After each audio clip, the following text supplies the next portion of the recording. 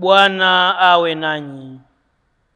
Somo katika Injili takatifu ilivyoandikwa na Luka.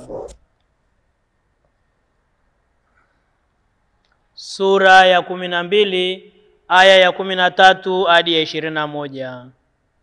Mtu mmoja katika mkutano alimwambia Yesu, "Mwalimu, mwambie ndugu yangu anigawie urithi wetu." Akamwambia, "Mtu wewe, ni nani aliyeniweka mimi kuwa muamuzi au mgawanyi juu yenu?" Akawaambia, "Angalieni, jilindeni na choyo, maana uzima wa mtu haumo katika wingi wa vitu vyake alivyo navyo."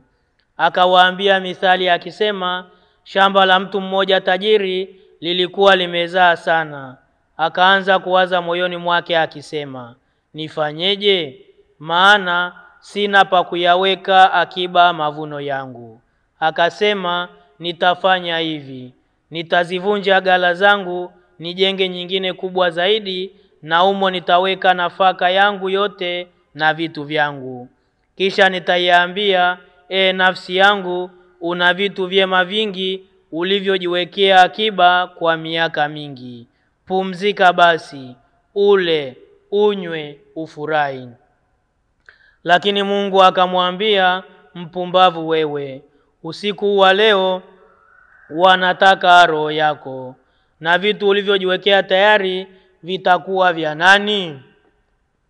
Ndivyo alivyo mtu ajiwekeaye nafsi yake akiba, asijitajirishe kwa Mungu."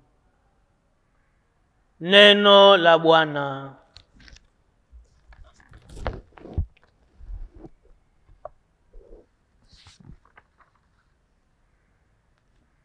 Wapendwa wana familia ya Mungu, tumsifu Yesu Kristo.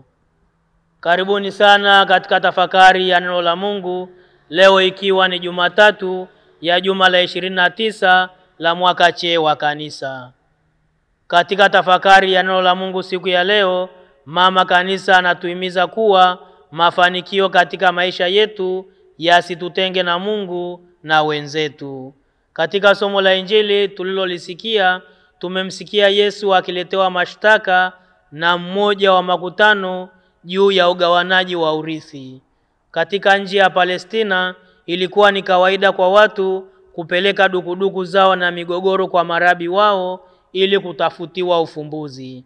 Na hivyo mshtaki huyu alifanya kitu cha kawaida, kupeleka suala lake kwa Yesu, yaani rabi wake.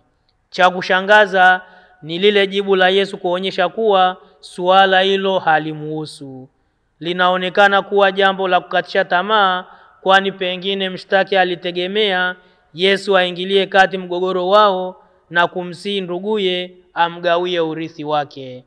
Hapa Yesu anataka kutoa fundisho kwa waliokuwa pale juu ya uzuri na ubaya wa mali, hasa kadiri ya mtu anavyoweza kuitumia mali hiyo.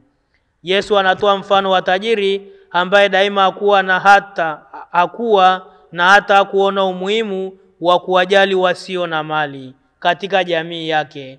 Tajiri huyu amejilimbikizia mali nyingi, na inapoonekana kuwa ghala zake ni ndogo, suluhisho linakuwa ni kuzivunja ili ajenge kubwa zaidi, na hivyo aendelee kujilimbikizia mali na hata ajiambie mwenyewe kuwa vitu vyake vyote vistarehe, kwa maana maisha ndiyo hayo, hakuna mengine. Yesu anamuita mtu huyu kuwa ni mpumbavu kwa sababu hatima ya maisha ya mtu si katika mali, katika yule aliye chanzo cha maisha hayo ambaye ni Mungu. Tajiri hakuangalia mbele zaidi ya maisha ya hapa duniani, kwamba kuna Mungu. Tafakari ya neno la Mungu inagusa maisha yetu sisi tunaoishi leo hii. Tunakumbushwa kuwa mambo yote ya ulimwengu huu yana mwisho, akiwepo mwanadamu pia. Mwanadamu hajui mwisho wa vitu au karama zake, bali anayejua ni Mungu. Mwanadamu sasa anapaswa aweke tegemeo lake kwa Mungu. Hivyo basi, kwa namna hiyo, maisha ya ulimwengu huu bila Mungu ni ubatili mtupu. kama tunavyosoma katika kitabu cha Mhubiri sura ya 2 aya ya 1.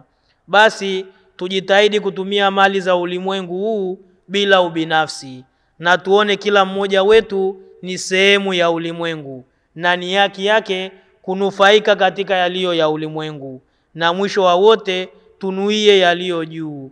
Hamna ambaye ataishi hapo ulimwenguni kwa umilele wote. Sisi sote tunapita. Kama unayomiliki hayakusaidii kufikia furaha ya milele mbinguni, ni bora kuachana nayo na kujishikamanisha na yale tu yanayokuacha katika njia ya mbinguni. Tuendelee kumuomba Mungu azidi kutubariki na kutulinda daima, na atusaidie ili tuweze kutumia ulimwengu huu na vyote vilivyomo vizuri, na hatimaye tufike mbinguni. Aliyekuletea tafakari ya neno la Mungu ni mimi Padre Richard Barnos wa Jimbo Katoliki la Moshi, ninayefanya utume katika Jimbo Katoliki la Lindi kama paroko katika parokia ya Mtakatifu Yohane Mbatizaji Mitwero. Ninawatakia siku njema yenye baraka. Tumsifu Yesu Kristo.